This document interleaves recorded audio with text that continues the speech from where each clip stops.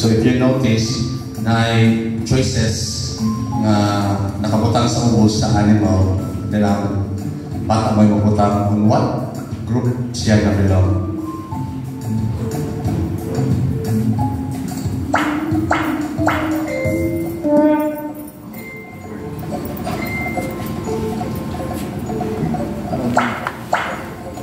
The paper, sir. Ay, ipon. Okay.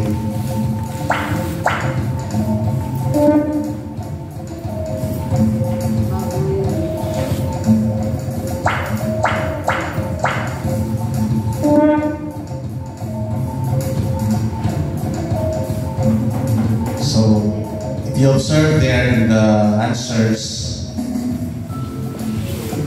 there are 4 animals na nakikita sa yuta na ako'y isa ka isda o isa ka animal na nakikita sa tubig. Isda na.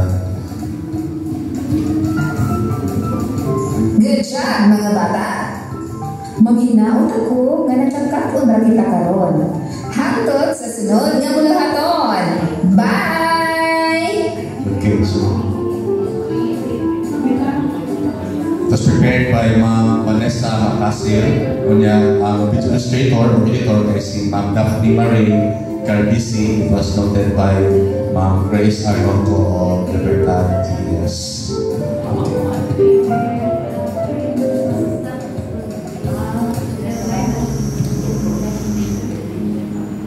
Okay, so muna mo ang findings sa video. Ako na ipakita ang mga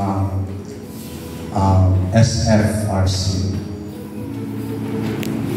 Nang ko soundtrack ko rin. Okay.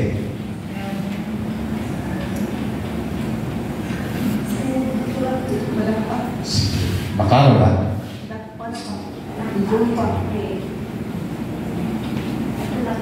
How about that?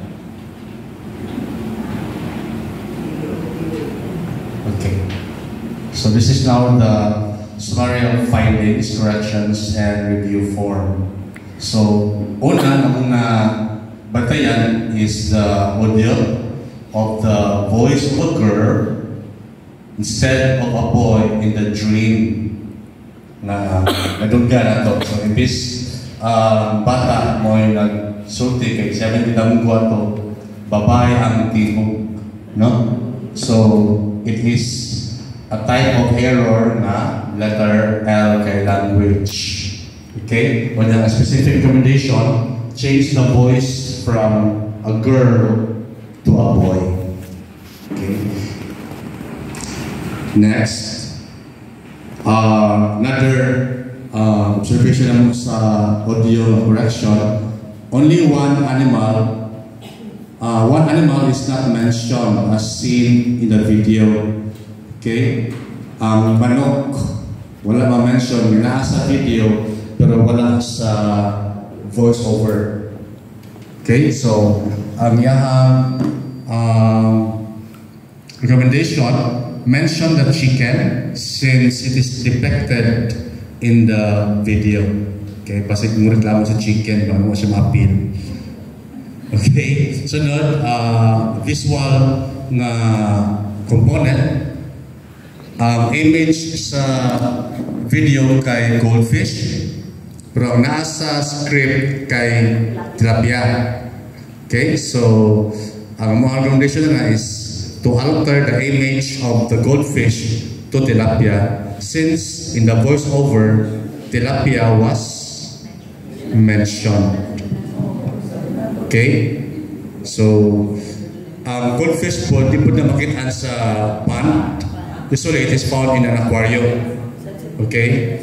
Because it's an ornamental fish, okay?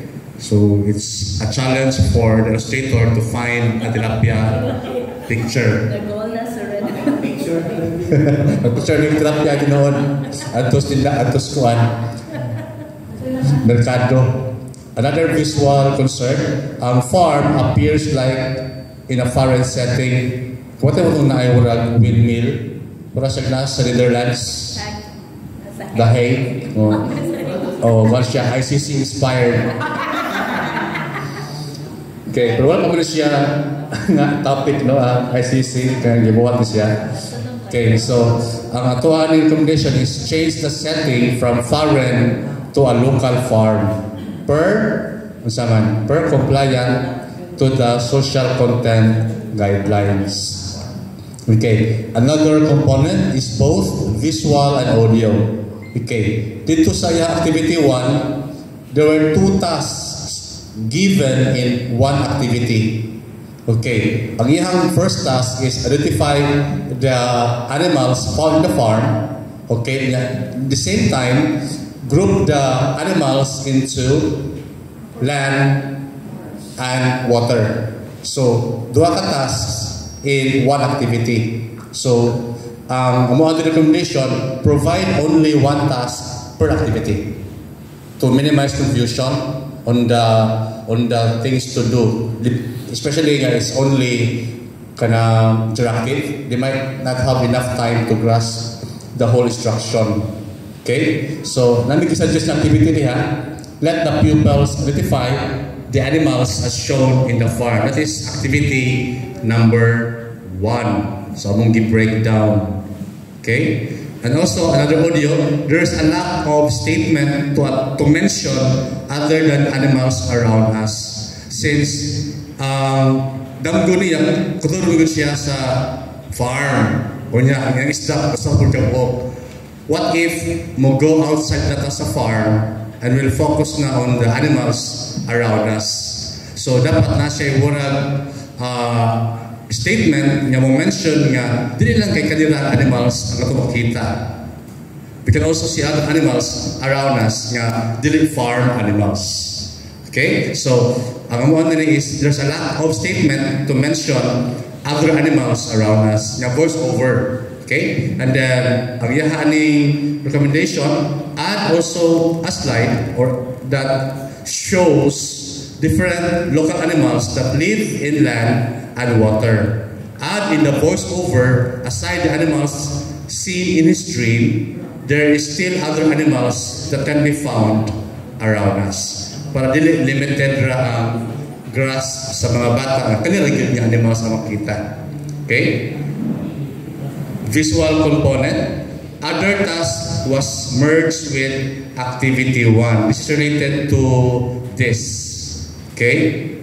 So, doon ay other task. So, ang among gibuhat, among recommend is suggested activity for the activity 2 is to group the animals according to their habitat, but this time with equal number of representation. Okay, so gibuak siya, at the same time, equal ba yun ang number of animals found in land and found in the water para there is balance. Okay? Dito ganina yung kita nga upat sa land nga usa ra gyud sa kanang water. Okay. And then finally, visual and audio component integration of values was not evident. Okay? So, ang ani is dili lang magpa-activity o dugang pa kay basin ang time will not suffice. Amo na lang i-important na siya o kana sa voice over na lang mag-inject o question about valuing si teacher para lagi po siya integration. Okay, so that's all our findings and recommendations. The table is now open for debate. Sir, John. I wouldn't be providing feedback on the technical aspect because magbinaot ko din po technical expert anang mga audio yung ipang mention, and then di man po na sa final kay di man naging siya ang interactive nga mo atong i-present. I would just like to give comment on the different suggestions katong like for example i-balance gyud ang naasdag ang mama ug Japan.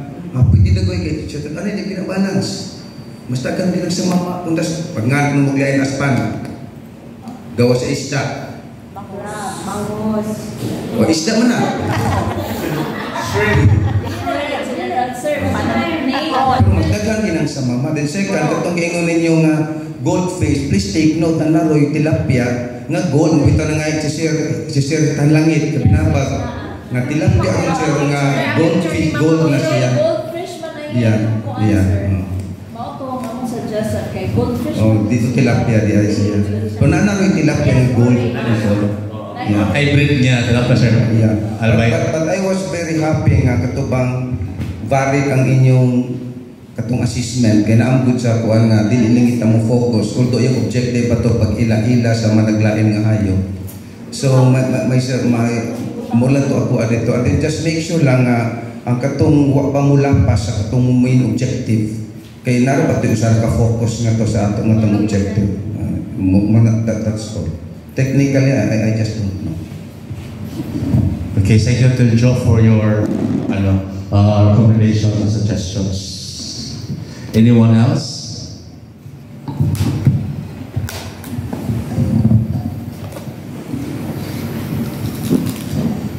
Wala na? Other suggestions, recommendations, and comments regarding this presentation?